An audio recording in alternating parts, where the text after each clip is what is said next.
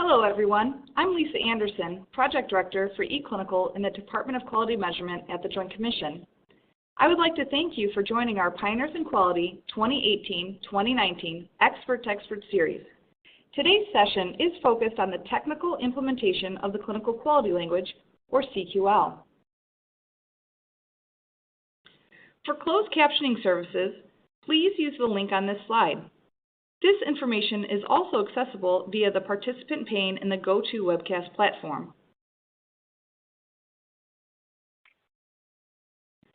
The Joint Commission and CMS designed the Pioneers in Quality Expert to Expert series to support hospitals in using electronic clinical quality measures and transitioning to the new clinical quality language. We introduced this series with a CQL Basics webinar followed by 6 sessions covering the eligible hospital/critical access eCQMs for the 2019 reporting year. Today's session is intended for a technical staff audience such as EHR report writers, hospital IT staff engaged in eCQM implementation, clinical informaticists, EHR analysts, and vendor staff that support hospitals in their CQL implementation. Clinical staff attending should also be conversant in the technical concepts of eCQM implementation. This session is scheduled for 90 minutes to allow for a live Q&A session.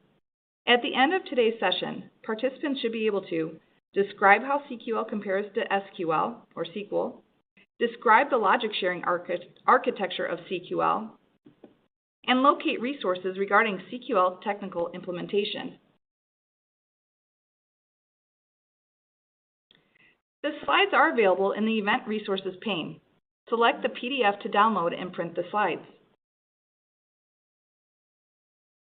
These sessions are meant to be interactive. The Ask a Question pane permits participants to ask questions and view responses in real time. If possible, please reference the slide number in your question. Additionally, you can visit links or resources noted in the slides.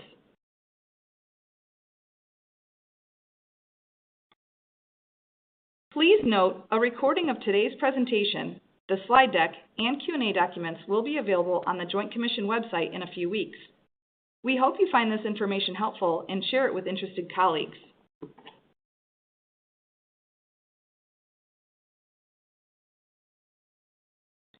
CE credits are offered for all our Pioneer in Quality webinars. This webinar is approved for 1 continuing education credit for Accreditation Council for Continuing Medical Education, American Nurses Credentialing Center, American College of Healthcare Executives, California Board of Registered Nursing, and International Association for Continuing Education and Training. CE, CME, CEU credits are available for the live audio only. Credits will not be available for webinar replays. To claim credit, you must have individually registered for the webinar, listened to the live webinar in its entirety, only those listening live are eligible to receive credit, completed a post-program evaluation/attestation.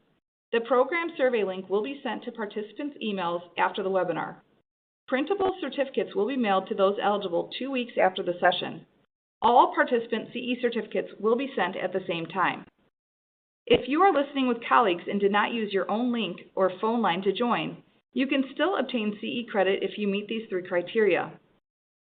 An automated email after the session will provide information on how to access the survey. For more information on the Joint Commission's continuing education policies, please visit the link provided at the bottom of this slide. The following staff and speakers have disclosed that neither they nor their spouses or partners have any financial arrangements or affiliations with corporate organizations that either provide educational grants to this program or may be referenced in this activity. Lisa Anderson, MSN, RNBC, Project Director, eClinical, Department of Quality Measurement, and Brynn Rhodes, ESAC. ESAC is a Centers for Medicare and Medicaid Services subcontractor. Today's session will be divided into 3 sections: CQL implementation, CQL/SQL side-by-side, and CQL/SQL translation. I am now going to turn it over to Brynn to begin his presentation.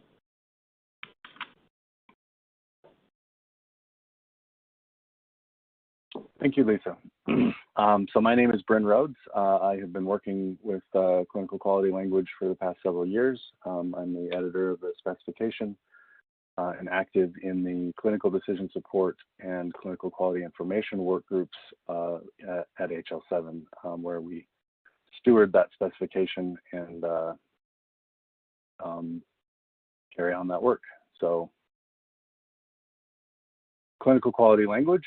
So let's start with just a very high level, what is it?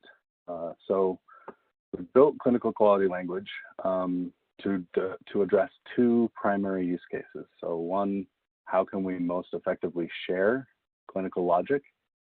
And how can we do so in a way that streamlines consumption by both humans and machines?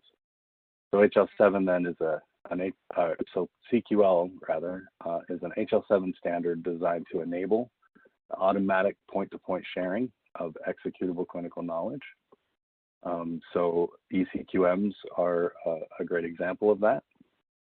And two, to provide a clinically focused, author-friendly, and human-readable language. The language was developed as a harmonization of requirements from across the quality improvement spectrum and from several different and overlapping standards for logic representation, including Arden, Jello, QDM, HQMF.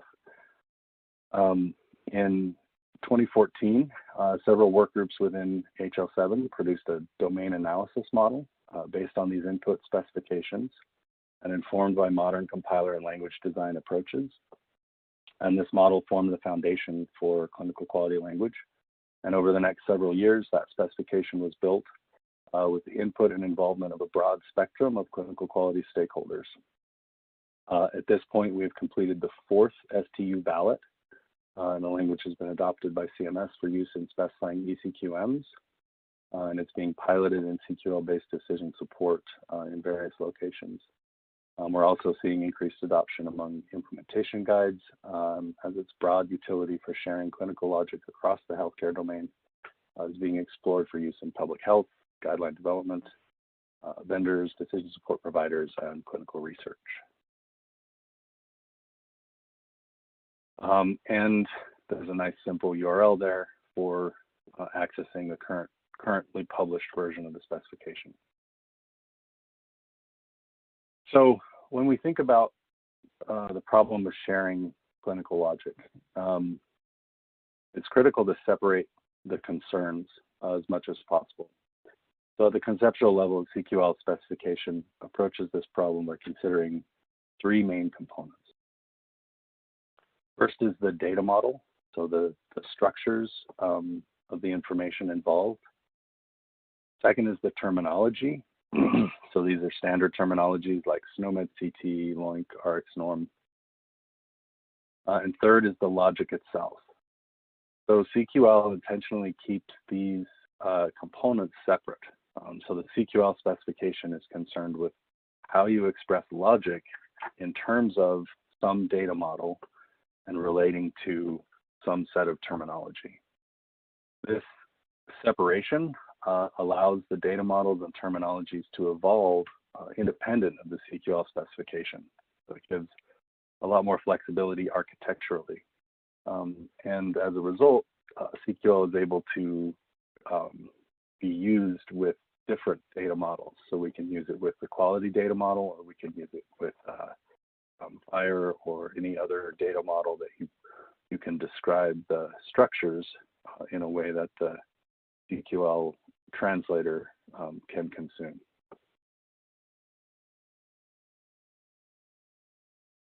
So looking broadly at the architecture of CQL, at the highest level, you have a syntax that authors can use to produce libraries that contain human readable but precise logic. So this is when you look at the human readable narrative for an eCQM, for example, you'll see the clinical quality language statements. The second layer is what we call expression logical model. So statements of CQL are translated into ELM. And ELM is an XML representation of the of the logic involved, and it's a machine-friendly rendering. It's designed to support and to streamline language processing applications and the development of things like translators and engines to support consumption of that logic automatically. But digging into that a little deeper, this is a depiction of a standard compiler pipeline. So you start at the conceptual level with the syntax. In this example, just a simple arithmetic expression. And CQL as a language is defined at this level. The specification has a grammar that defines all the tokens involved and the parsing rules. And so the first stage is lexical analysis to break that grammar down into a stream of tokens, and then to parse those tokens into an abstract syntax tree. The expression logical model is defined at this level, the level of an abstract syntax tree. And that allows language processing applications to more easily deal with the logic expressions involved. The next stage then is semantic analysis, where we validate that the expressions in the language make sense. You're adding integers, you're not adding strings and integers. And so what you get out of semantic analysis is then a verified syntax tree. And from there, you can use that to compile or translate or run whatever your particular environment supports. This pipeline is based on modern compiler theory. So in general, this is how compilers work. And by linking in at this level and defining the specification in this way, we've taken as much as possible of the legwork out of turning CQL into something that is machine executable without making any platform-specific assumptions about where it's going to run and how that's going to happen. And that results in a lot of flexibility for implementation.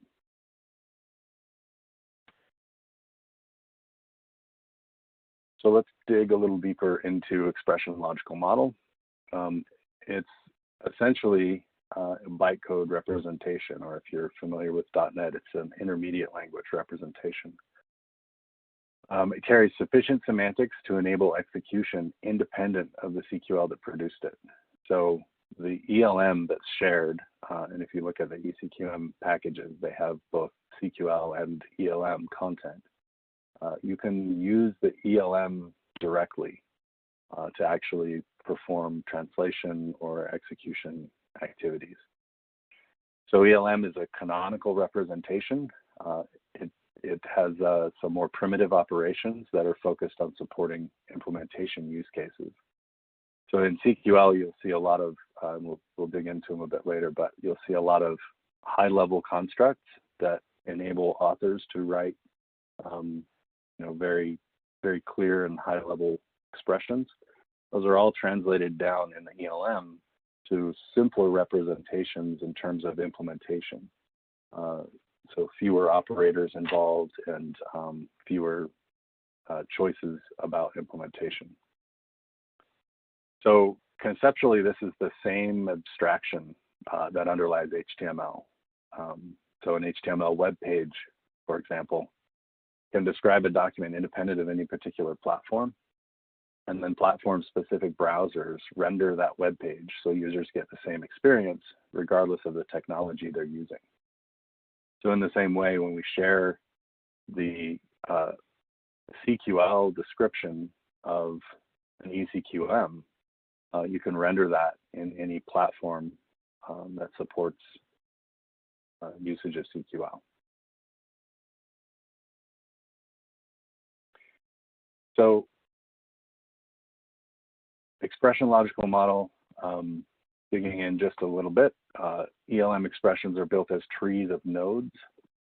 Each kind of expression is represented as a different node type.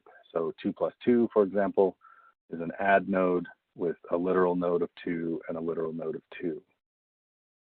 This format allows implementations, a naive implementation of an engine, for example, can just deserialize this graph and execute each node, where each node understands how to execute its operation.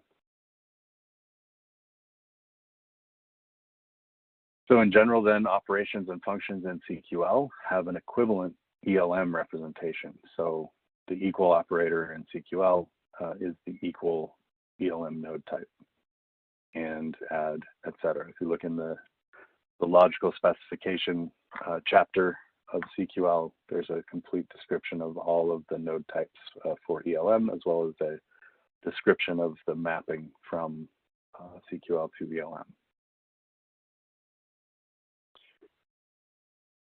So type categories. In order to describe logic, we need a basic type system. And this type system is the kind of minimum set of data types that you need in order to describe information. And data models that are expressed for usage in CQL map to these to provide representation that CQL operators can consume. So the primitive types are Boolean, string, integer, the basic types you'd expect. And then we have collection types, so you can have lists of any type. And then you have structured types. So these are class types like encounter or patient. And tuple types, which is just the same as a class type, but it's anonymous. There's no name for it. So its type is just a list of properties. And then interval types. So you can have interval on any type that is ordered, meaning it supports comparison. And so if you have strings or integers or decimals, date times, you can define intervals over those because they support ordering over the type. So next let's look at a simple example of a retrieve. So within CQL, one of the most important constructs is the retrieve. Anytime you see the square brackets within CQL, that's a retrieve. If you're familiar with QDM logic, this should be readily familiar to you. The retrieve consists of a type. So this is in terms of the data model. You're saying I'm going to retrieve values from this type. That might correspond to a table in a relational system. It might correspond to a document store in a document-based system. And then you say within that diagnosis, I want to match codes that are in the acute pharyngitis value set. So this is a reference to a value set. So that retrieve is designed to ensure that the only points in CQL where you can actually access data all go through this retrieve structure. So you can think of it as the definition of the data access layer within CQL. And it's focused on only those types of retrieves that can be accelerated through the use of indexes. And we chose terminology and date range as the most selective indexes across this type of information, across healthcare information. So that then is expressed in CQL using or in ELM using a retrieve node. And you can see the data type corresponds to diagnosis, but it's resolved to a particular model type. There's a template ID. This can be used to specify a template or a profile. And then the code property. You'll notice that code isn't specified in the CQL. This is the model info for QDM specifies that for diagnosis, the primary code filter type is code. And then it indicates that the codes are coming from a reference to the acute pharyngitis value set. So digging into model info, this is the structure that CQL, the CQL translator uses to describe data models. So for QDM, this is a snippet of the QDM diagnosis in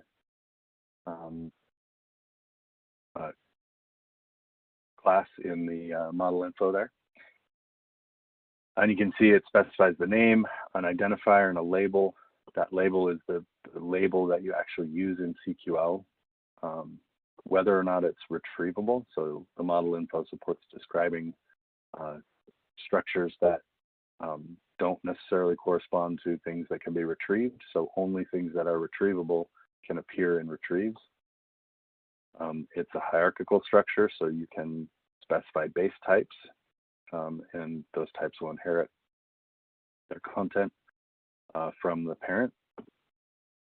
And then define the elements available, so onset, abatement, anatomical location, etc. That's just an example of what model info looks like. System model defines the base types. So for all those primitives and structured types that are supported by the type system, as well as quantity, code, and concept. And these are the clinically relevant data types. So quantities appear all over in healthcare data, and terminologies, of course, are ubiquitous. So then a CQL library is a named versioned grouping of CQL components. So each library has a name and a version, specifies any number of data models. Typically you'll see just one, but there's an implicit usage of system in all of them. Then there's terminology section. You can specify code systems, value sets, and codes. Note that these are just declarations. We're just referring to terminology that is defined elsewhere. So you don't use the CQL content to define the terminology. You use it to declare references to the terminology so that you can use this name inpatient as a reference to this value set anywhere in this logic. And then you have parameters. These can be any kind of parameters. In an eCQM, you'll see a measurement period defaulting to an interval of the initial effective period for the measurement. And then context patient, we'll talk more about that. And then the named expressions.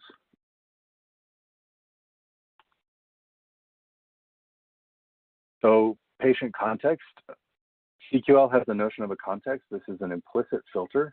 It allows authors to write from a particular perspective. So instead of having to say medications for patient X, they can just say medications, and they're in the patient context. And so that retrieve only returns medications for a particular patient. eCQMs are typically written from a patient perspective, and that simplifies the logic in the expression. The data access layer then is responsible for resolving that pattern.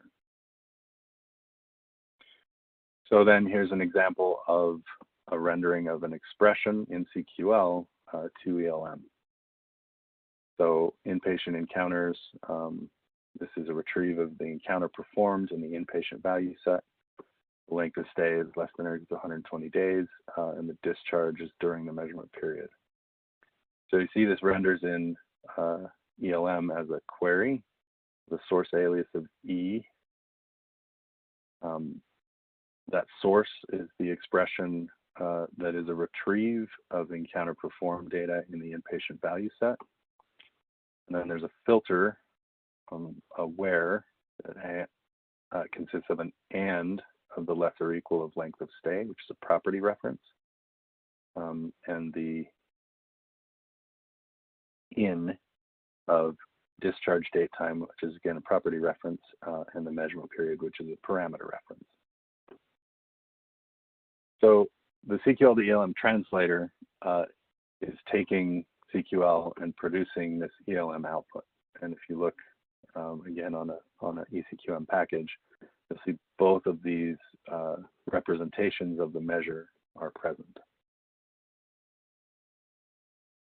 So going back to evaluation approaches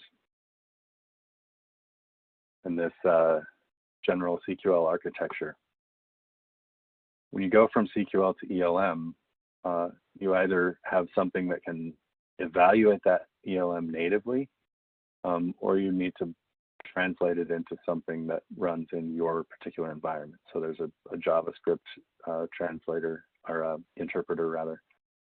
You could translate it into a Drools production system. For this presentation, we're focusing on the SQL. So SQL is one of the kind of design inspirations for CQL. So there are a lot of similarities between CQL and SQL.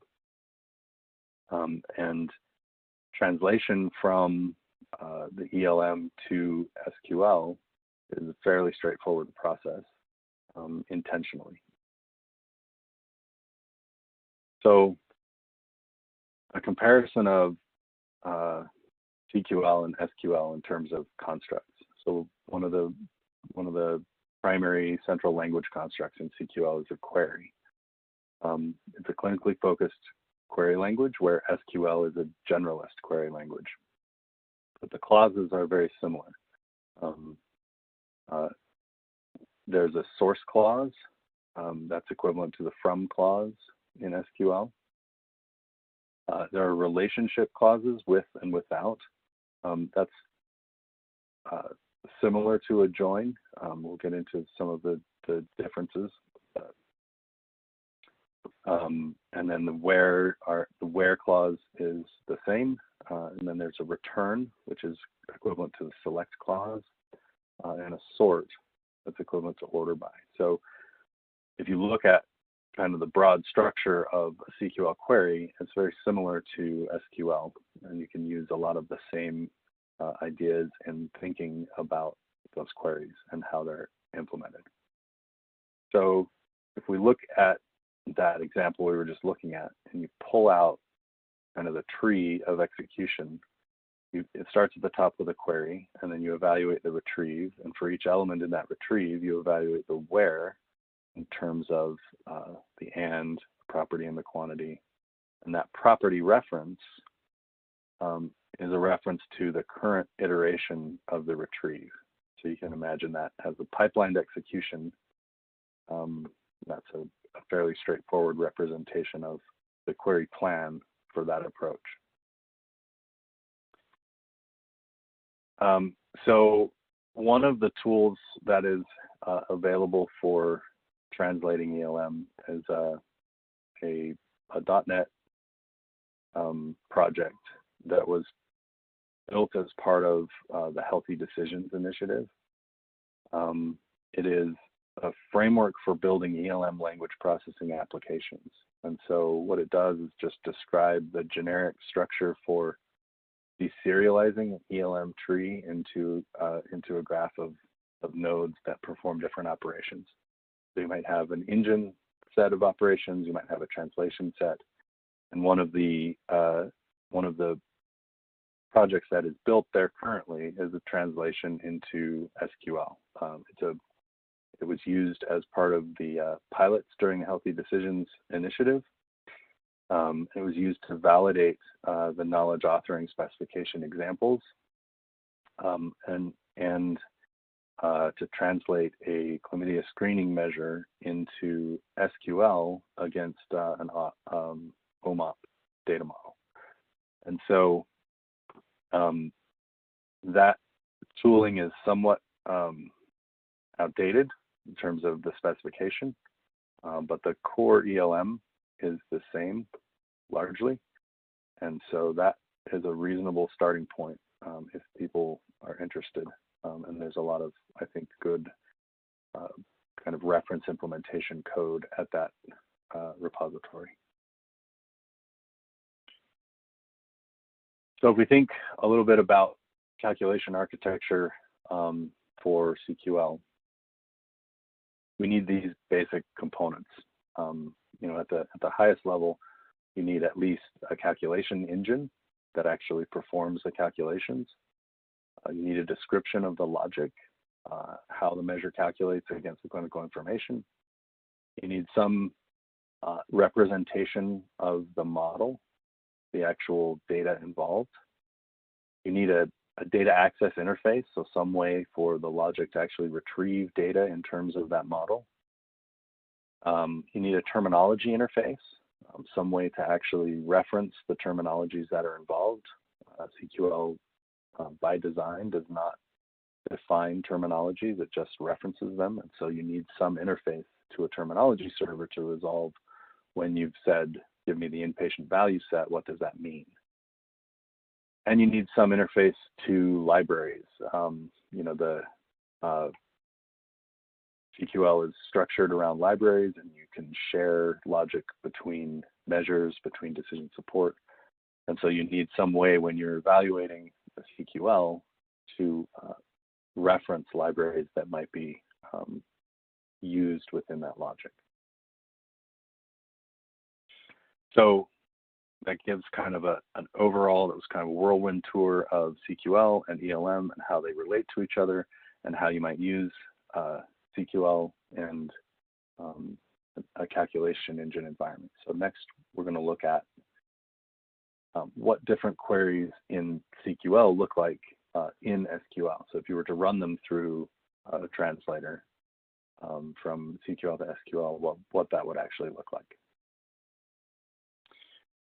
So looking at just an example of a query, this is straightforward encounter performed, non-elective inpatient encounter. The length in days is less than or equal to 120. This retrieve is the source of the query, and this non-elective encounter is the alias. So this non-elective encounter is a name that is scoped to this query, and so whenever it's referenced within this query, it refers to an iteration of this source.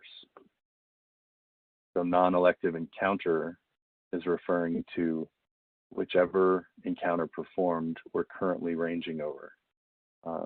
And so that's how the logic relates to the source.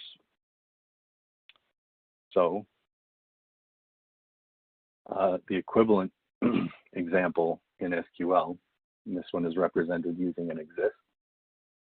So we say this is equivalent to select star from encounter performed called non-elective encounter, where the non-elective encounter's patient ID is at patient ID. So this is that context where we've said using context patient,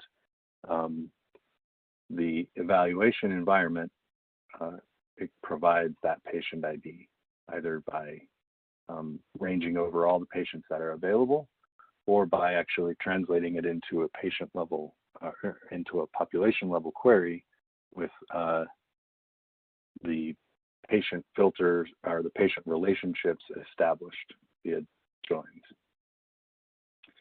And then we say and exists the select star from value set codes. So this kind of is imagining a terminology implementation where you have a value set codes table that has for each value set name the code and system.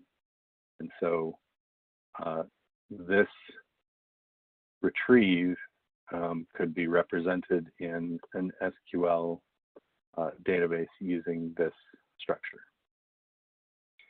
So an alternative representation would be to say, do this with a join. It's the same structure where you're just saying select star from encounter performed called non-elective encounter, join the value set codes on the value set name is non-elective inpatient encounter, and the VSC code matches the non-elective encounter code.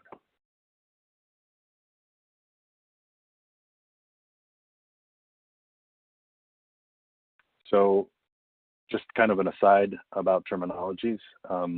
All the terminologies referenced in the measure are included in the terminology section of the narrative description of the measure.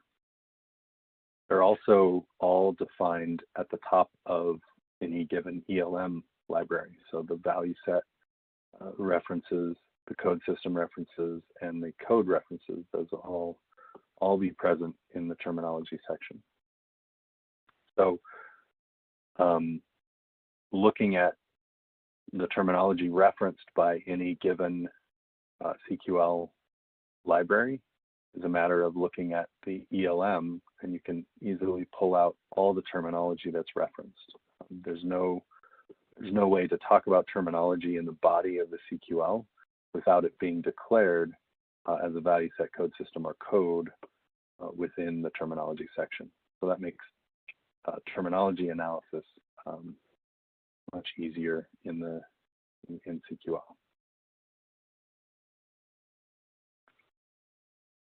So filtering with where, you'll see timing phrases like ends, during. Those are translated effectively to date comparisons once you get down to the ELM. And so the resulting SQL, I've left out the value set filters there. But we effectively say, and global length in days, this is a reference to that function here, length in days. Non-elective encounter, relevant period start, and relevant period end. So notice that I've got a relevant period here attribute. This is an interval valued attribute in CQL, and this would be typically represented in SQL as two different columns, a start and an end.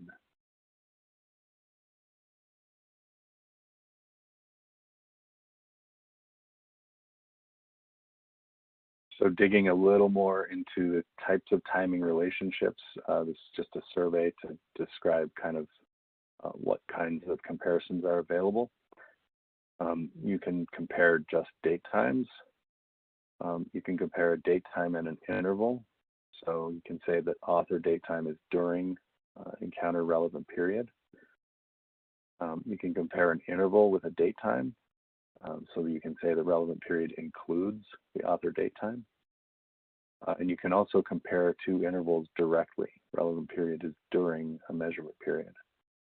And so within the representation in SQL, those would all need to be represented either as direct comparisons, as some SQL equivalent of that operation.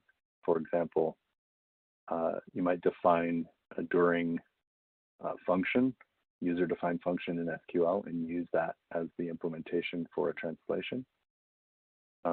Or you might just inline the actual comparison so that the author date time is between the start and stop of the relevant period.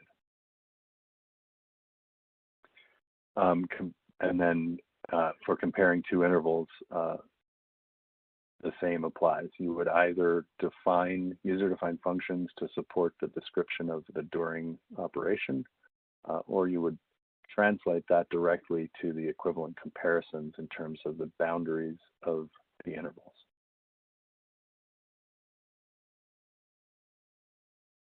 Intervals and timing phrases. There are several timing phrases available within CQL. And in general, the translator is going to resolve those timing phrases in terms of more primitive ELM operations, so that a translation layer doesn't have to deal with all of the different possible combinations of timing phrases.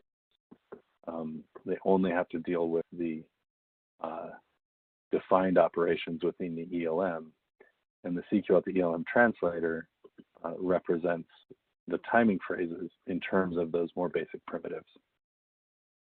So you'll see operations like prevalence period overlaps. That's a direct interval operator. You'll see phrases using starts and ends. so starts before start, that's or starts on or before the end of. Those are actually translated into boundary accesses on the interval involved. You'll see timing phrases with offsets.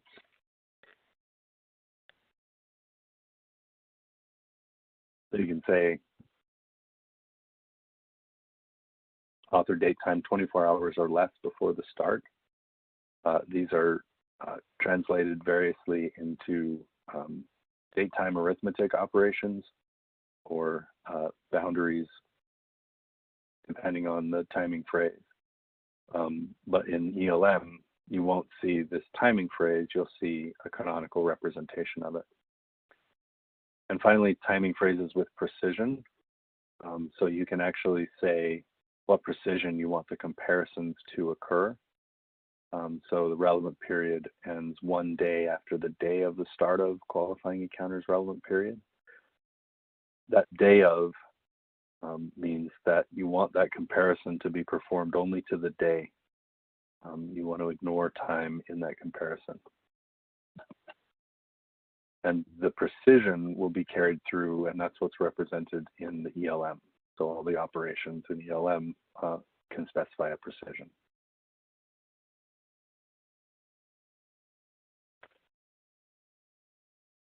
So as an example of relationships, there's a with relationship, which is in SQL.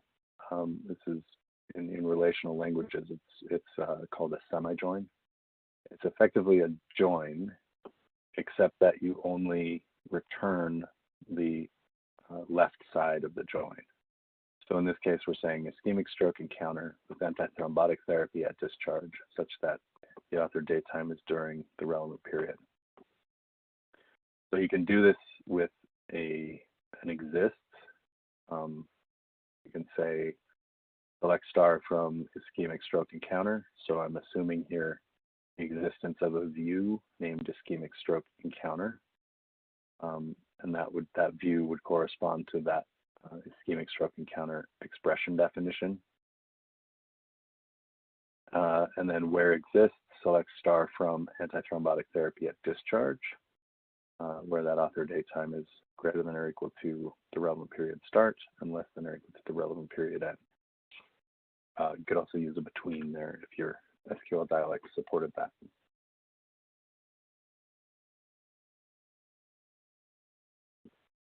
For multiple relationships, if you have an encounter or a query like this, single live birth encounter with gestational age 37 weeks or more, with substance administered breast milk and without substance administered dietary intake other than breast milk, both of those criteria apply in order to satisfy. So I need to say where exists, and that's the same pattern that we used up in the previous example, and the not exists, the select substance administered other feeding.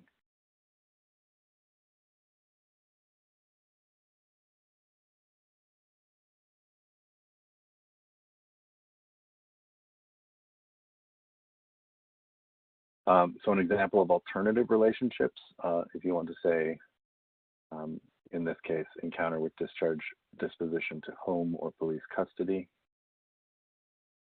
with an asthma management plan completed, or an encounter with no asthma management plan due to patient refusal. So that's in CQL generally expressed as a union. Since you can't say with and with, both of those would have to apply. So if you want either of them to apply, you state each criteria and then union them. And the same applies in SQL. The equivalent there is to translate the selects and then union the results.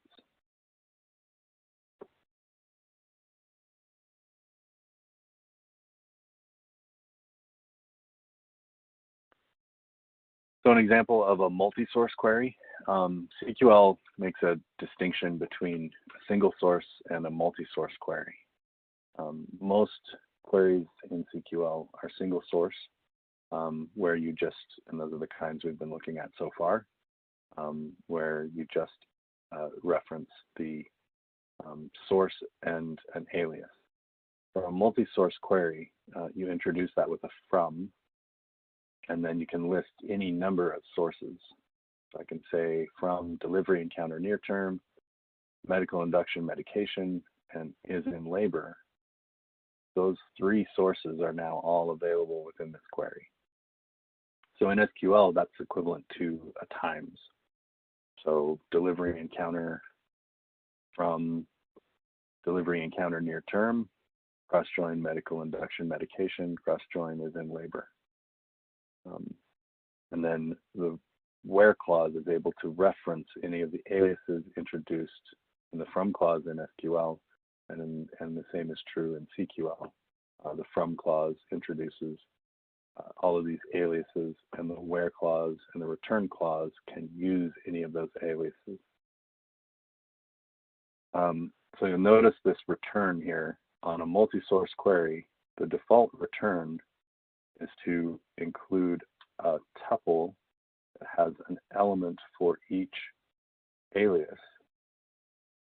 And so if you just excluded the return, the result would include delivery encounter, induction medication, and labor with the tuple for each of those sources, for each combination of those sources. By saying return delivery encounter, I'm saying I only want the delivery encounter result here. And we do that in SQL with delivery encounter dot star. That's not always available in SQL dialects. Some dialects support that. If it didn't support that, you would need to, list all of the elements in that select. But so that's the return clause there on from a multi-source query.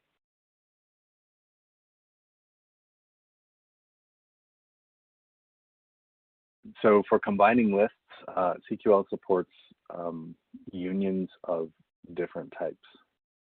So in SQL, a union can only be done between the same kinds of table or the same kinds of result.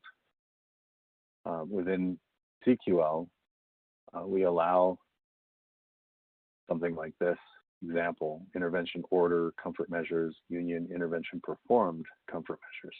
So those are two different types of things, and the result in CQL will be a list that includes both intervention orders and interventions performed. So the way to represent that in SQL is to build what we typically see called an outer union, where you build out the columns that are in common, and then the columns that are not common are null in the side that they're not present, and specified in the side that they are present. So we don't have a relevant period start in intervention order, and so that shows up as a null named the same thing. And so what you get is a table in SQL that has some columns that are null from both sides of that union. And once you have nulls, then the coalesce operator can be used to, say, combine elements that may or may not be present. So in this case, when you reference this list in a subsequent expression, you would typically see the usage of coalesce to say, if the current row has a relevant period, use that. If that's not present, then use the author date time.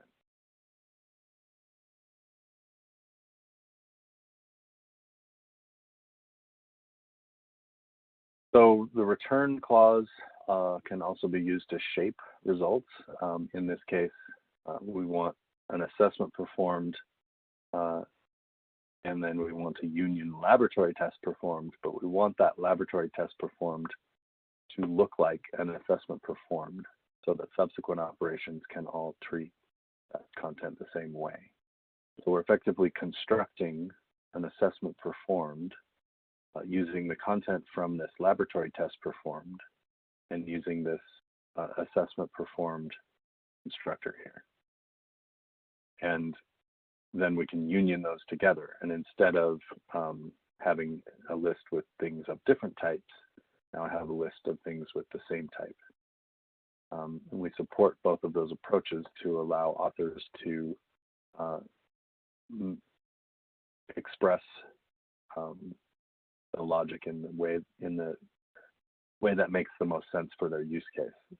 If there are significant number of subsequent references, it is typically better to construct a single table. But if there are minimal subsequent references, then allowing unions with multiple types prevents rewrite.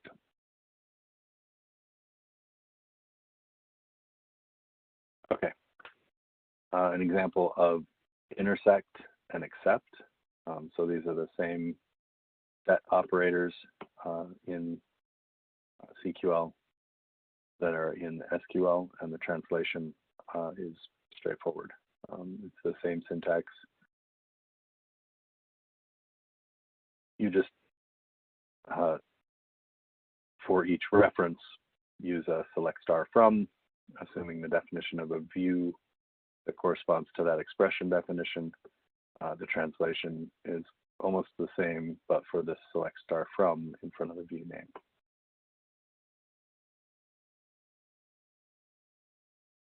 And the order of operations and the semantics of those operations are the same between SQL and CQL.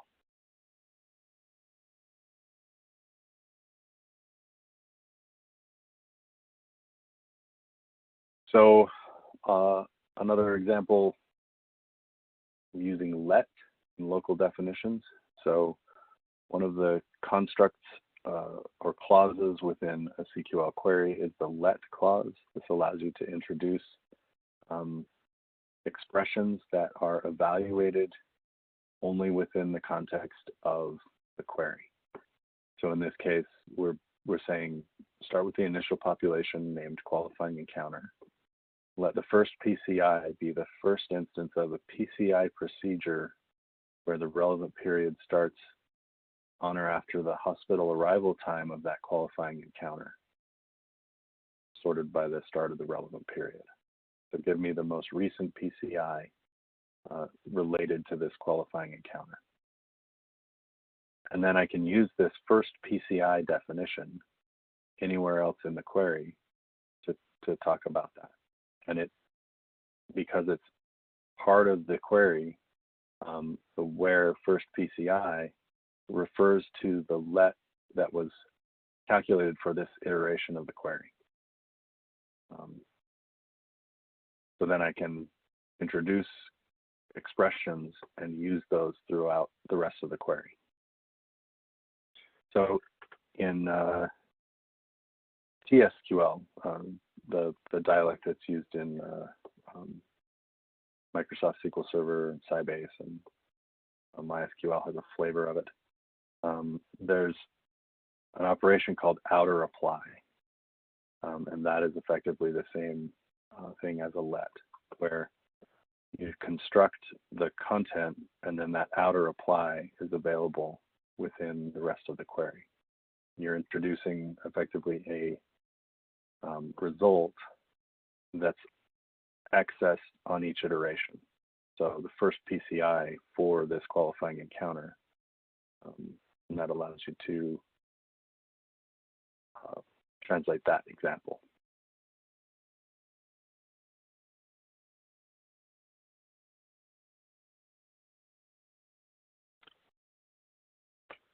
So hopefully that is helpful.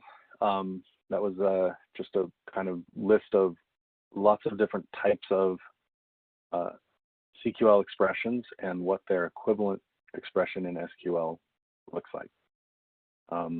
This page is just a list of resources that can help and be available. Obviously, a link to the specification. This is the product brief for CQL on HL7. The eCQI Resource Center. There are lots of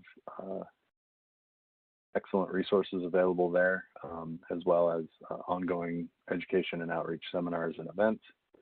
There are educational resources for past events that have been provided.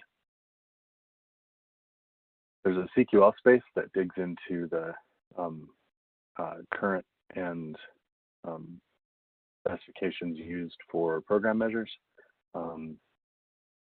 And then there's a CQL Formatting and Usage Wiki. There's a lot of content here, specifically some guidance around and patterns for usage of CQL. There's a GitHub Tools repository, CQ Framework, Clinical Quality Language. In general, the CQ Framework organization has several related repositories, tooling and otherwise around use of CQL. And then there's the Measure Authoring tool that uses CQL and QDM to produce eCQM specifications. And there's a bonding testing tool where you can use that environment to test eCQMs produced through the Measure Authoring tool.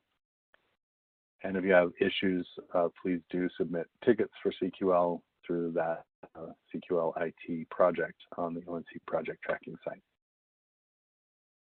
I've also included at the end of the slide, at the end of the deck, several slides that just talk about different potential approaches to implementation given different implementation environments. And with that, I will turn it back over to Lisa. Thank you, Brynn. We will now move into the live Q&A segment for the session. To ask a question, please type your question and slide reference number in the question pane.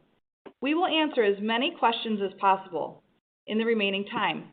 All questions submitted will be addressed in a follow-up Q&A document that will be posted on the Pioneers in Quality portal.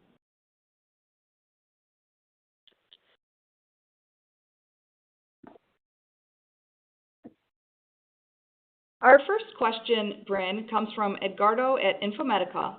Could you tell me where we can take CQL training? We did already provide in the chat box a link to the eCQI Resource Center as a good place to start with some introductory information for CQL. But he did have a follow-up question to see, is there any sort of physical training or online training that he could take? So HL7 does offer a CQL class at their working group meetings. You know, it's a session you can sign up for. I don't know if they do that other than at the work group meetings, but we could certainly suggest that that's something that there's interest in. Thanks, Brynn. Our next question comes from Pam at Community Healthcare System. How do you interpret patients on observation in the hospital? Are observation patients be considered inpatient encounters since they are hospital admission? The ops patients later become inpatient at discharge, and they're having some issues with timing. And I'm kind of truncating that question. We did answer that, Pam, in your response already, but you are correct. In the 2019 reporting year for our eCQMs, observation was not accounted for. However, if you look at the specifications for the 2020 reporting year, you will see that that should be resolved. We did implement a new global.hospitalization with observation function that helps tie together ED, observation, and inpatient encounters. So hopefully that helps you out. All right, our next question is for Brynn. Oh, my name's got cut off. 1 second. And this comes from Dan at the VA. Are there any open source CQL to SQL transpilers based on ANSI SQL, which can be customized to meet platform-specific needs? Yes. So I'm going to go back to slide 29. This link is exactly that. So the like I said, it's a little bit out of date, but the bringing it up to the latest CQL specification would be a fairly light lift, and the SQL representation is it's not ANSI. What it is something that we call common SQL, which is the lowest common denominator of all known SQL dialects, which was a challenge just to decipher and come up with. But you can what it puts out would be ANSI SQL. I just don't want to say that it's ANSI SQL because it's not. It's based on a survey of all known dialects and the lowest common denominator of all of those.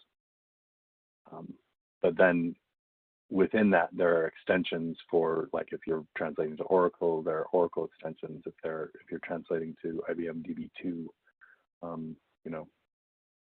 dialect-specific extensions that can be used to support that. That is, it was, like I said, it was used in the ALM pilots, but the base structure is there and it's functional, yes. Thanks, Brynn. On slide 37, there's a question about that slide specifically. So let's go to that.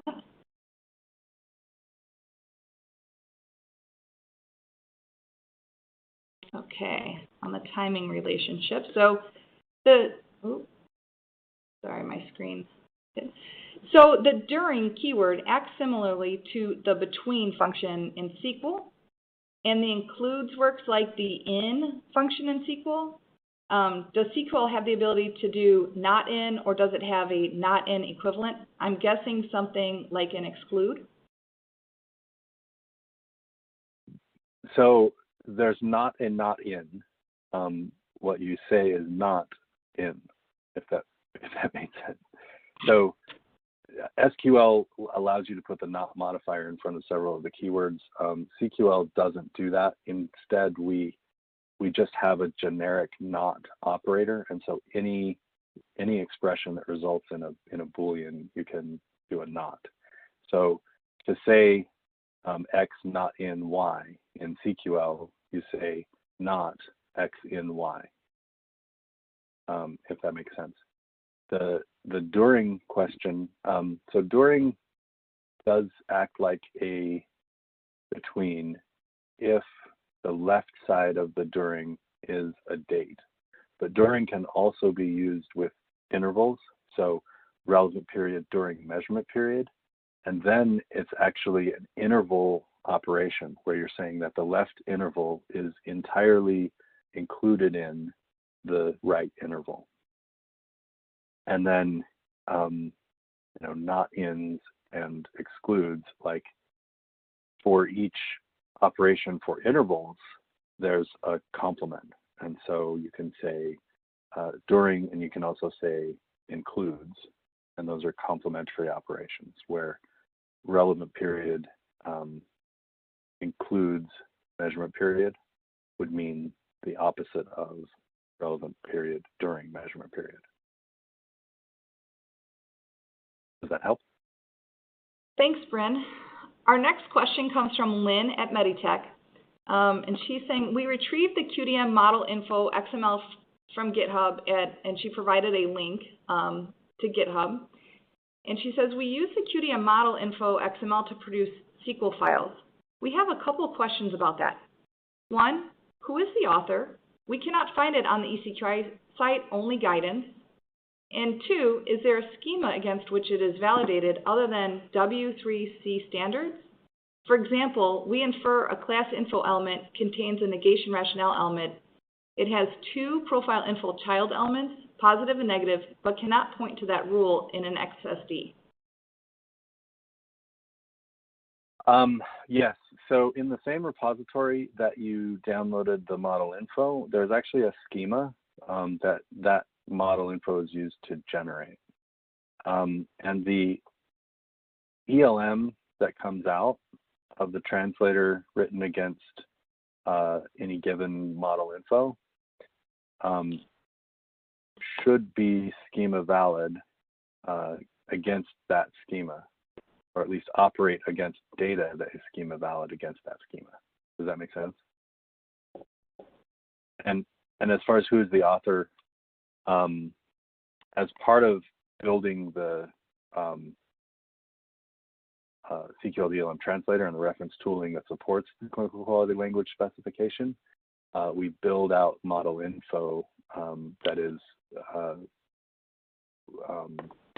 based on the version updates of QDM. So whenever QDM releases a new version, we create a new XSD for that QDM and then update the model info based on that XSD. Thanks, Brynn. So our next question comes from Brian at Campbell County. Oh, it keeps cutting off somewhere. Help. On slide 38, when it states 1 day after day of, does that start at 0000 midnight, or does it count back from a specific time? So we are going back to slide 38. There we go. So the way this actually results in the SQL, or the way this actually comes out in ELM is that this is the end of the relevant period is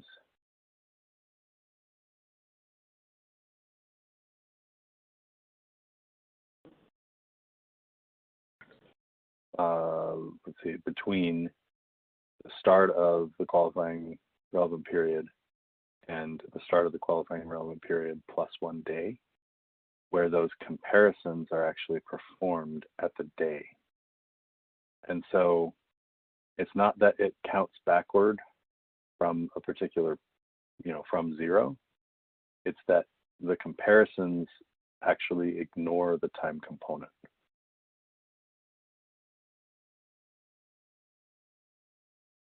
Great, thanks, Brynn. Our next question comes from Diana at Kettering Health. When these CQL statements interpret into SQL, do they take performance into consideration? In other words, would they generate a good execution plan? So the short answer is yes. The longer answer is the CQL retrieve is specifically designed to be to correspond to the most likely indexes in a relational representation of that content. So the fact that the SQL that would be the result of the output has filters on the indexed access paths to that data means that the compiler, the SQL compiler in your target environment will take advantage of those access paths as part of its query optimization planning for executing the query.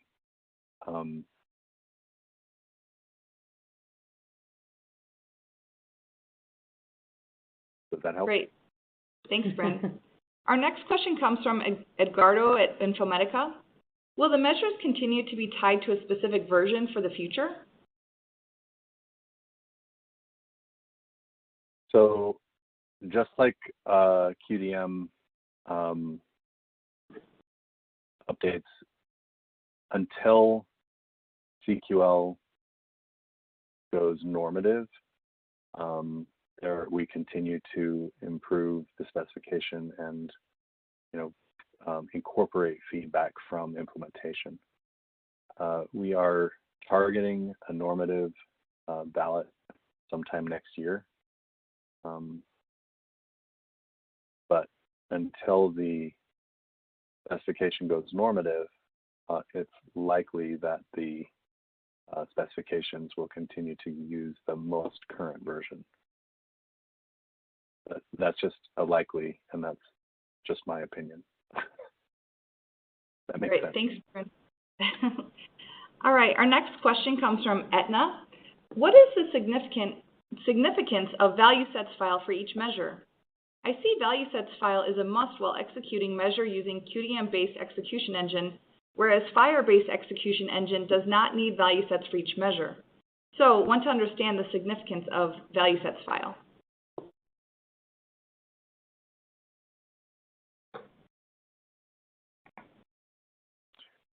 I must, I need clarification on that. I'm not sure what that question is referring to as far as value sets file. We don't have anything in the eCQM packages that's called the value sets file. I wonder if there's a secondary processing step that's happening or something. I'm not sure what that's referring to. I'm sorry. Great, thanks, Brynn. So whoever put that question in, if you can clarify that in an additional question, we'll get to it at the end. Next question comes from Edgardo at Infomedica again. It says, the 1.3.10 release of the CQL to ELM translator has an issue that results in an incorrect translation errors when attempting to use any of the converts to and then open and close parentheses operators. When is the correction going to be available? There is currently a 1.3.17 release that I'm fairly sure addresses that issue, but I can double check. There is also a 1.4.6 release. Great, thanks, Brynn. Our next question comes from Mark. Is it recommended to evaluate a CQM for one client at a time? It seems like that's what the SQL example showed. So you can do that either way. I've seen approaches where you would take a pipelined approach and evaluate for each patient individually. But I've also seen the approach where you could take the SQL and translate it to a population level query. In doing so, you would have to make sure that you included filters for all the relationships within the query. So when you move from a patient-specific rendering of that SQL to the population level rendering, you have to make sure that, if it talks about medications, you're linking it to the patient. But it's certainly possible to express the SQL in terms of a population, even though it's expressed patient-specific within the eCQM. And then if you have a population level expression, obviously your query planner and your query optimization strategy can take that into account and potentially get significantly better performance by using a population level approach. So both approaches are supported. Great, thanks, Brynn. Our next question comes from Prime Clinical Systems. How would you implement first and last implemented in a neat way in SQL, specifically in Oracle? So Oracle, you would probably use row num.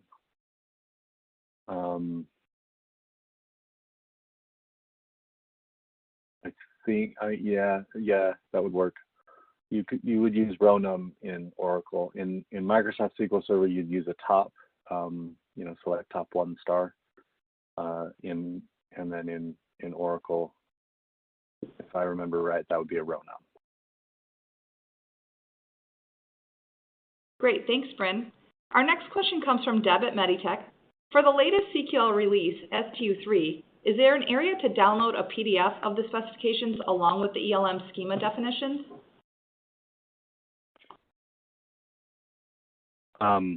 So part of what we did for the between the STU2 and STU3 release of CQL was to make it a web-based specification. So there's not a single PDF that contains all of the CQL specification, but you can download the entire specification as a local website if you want to have a local copy of it. There's on the downloads page, there's a link for the entire specification. Great, thank you. Our next few questions come in from David at CVS/Aetna. The model type example in ELM slide showed retrievable equal true. Can you give an example of a use case where something not retrievable and why it would need to be marked as such? Yes. So, for example, in a fire model, the patient has elements that are of type address, and so we need a way to talk about the address type, but there is no address table. Addresses are just data types that provide reuse of structure among the definitions, but don't actually correspond to anything persisted in on its own. So in those cases, we use a non-retrievable data type or class type to define that structure. As far as an example of context other than patient and where that might be used, let's say you want to run a measure on the number of beds in a hospital. Your context would be either location or organization, something like that. And your criteria would be expressed in terms of the hospital rather than in terms of any given patient. Maybe you're interested in number of staff at a clinic, those types of measures. And then we're translating CQL to ELM. Where are these translators and how do we access them? So on the resources page, let me go back to that slide. On the resources page, the GitHub Tools repository, clinical quality language. The CQL ELM translator is also available on Maven. If you're using a Java environment, you can just include those, and get them directly from the Maven Central repository. Is that all of the questions there? Yes. Yep, thank you. Our next question comes from Brian at Health Catalyst, and it says, why not simply develop the measures in SQL? This seems overly complex for little value. So SQL does not have the operations that we need for the most common use cases. The interval operations is the first thing, and the use of quantity as a first-class element, ratios as a first-class element, and the ability to reference terminology. So when we first set out on this road, that was one of the things we considered very strongly, was why not just use SQL? And that was the reason. Once you take those things into account and you actually write SQL that enables the kinds of queries you're using in measure development, and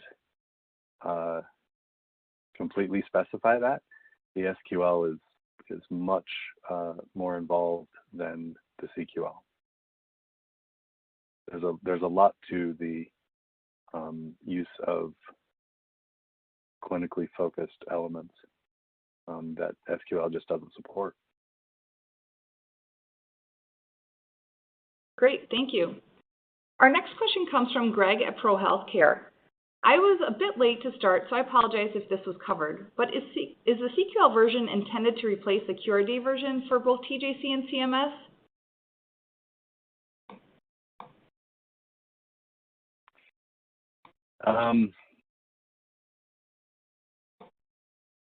I'm not sure I understand the question. Yeah, so I think they're asking. Yeah, I think they're asking is the CQL version of the measure replacing QRDA? Well, I mean, we use QRDA to report CQL measures.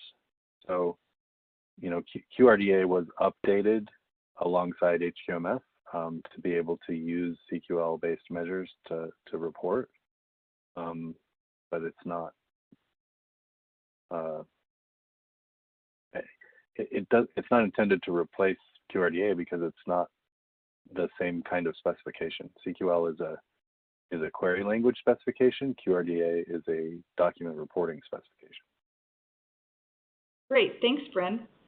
Our next question comes from BWH. Is overlaps equivalent to during? No. So overlaps means, is there any overlap between interval A and interval B? Where during means, is the interval entirely contained within interval B?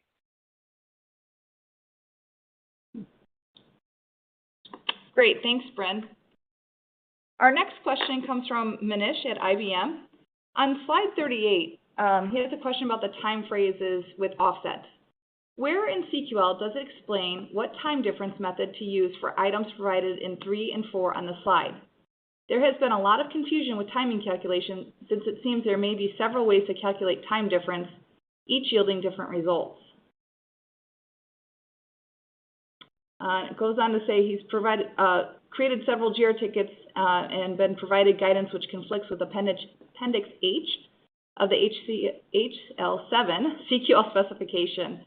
And according to this example 1 on slide 38, means item 3 will be true even if labor.author date time is 24 hours and 59 minutes.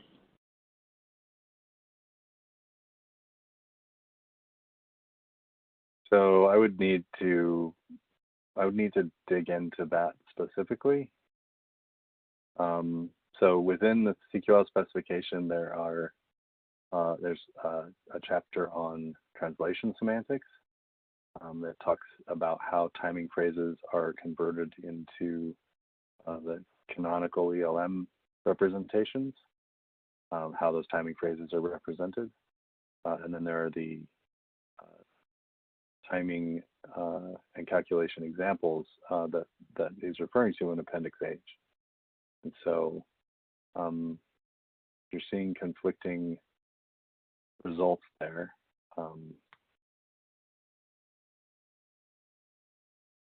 Okay, so we can follow up with that in the Q&A that we do later after he's reviewed it further.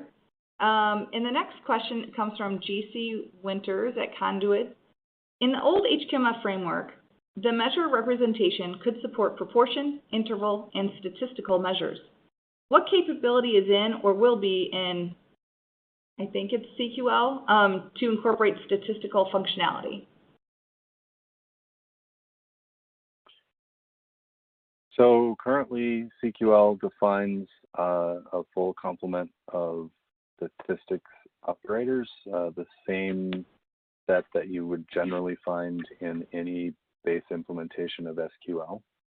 So min, max, standard deviation, variance, those kinds of basic statistics operators.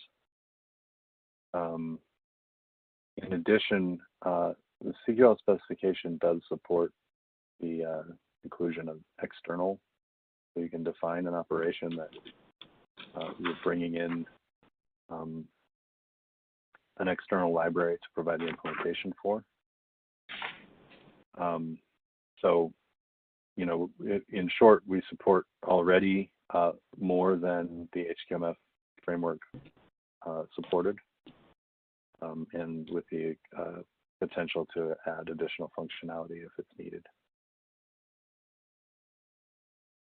Great, thanks, Brynn.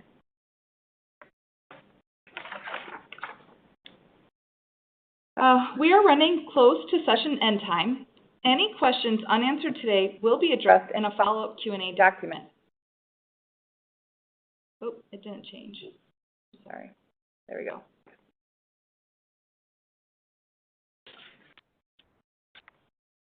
A few closing remarks before we end the session. As a reminder, the slides are available for download now. Please visit the Expert to Expert landing page, which includes presentation replays, slide decks, and Q&As for all webinars in the series.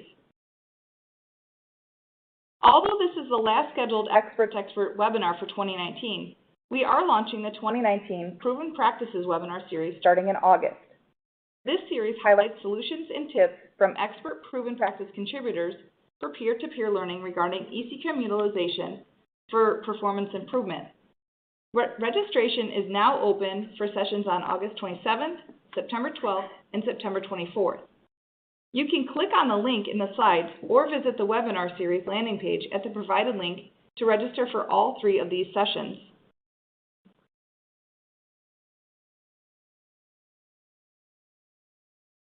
A survey link will be emailed to participants tomorrow. If you qualify for CE credits, complete the survey and include the email to which you would like your certificate sent. When the evaluation closes 2 weeks from today, all those eligible for CEs will receive an email with a link to a PDF certificate. Thank you, Brynn, for presenting today, and thanks to all of you who listened in. Have a great day.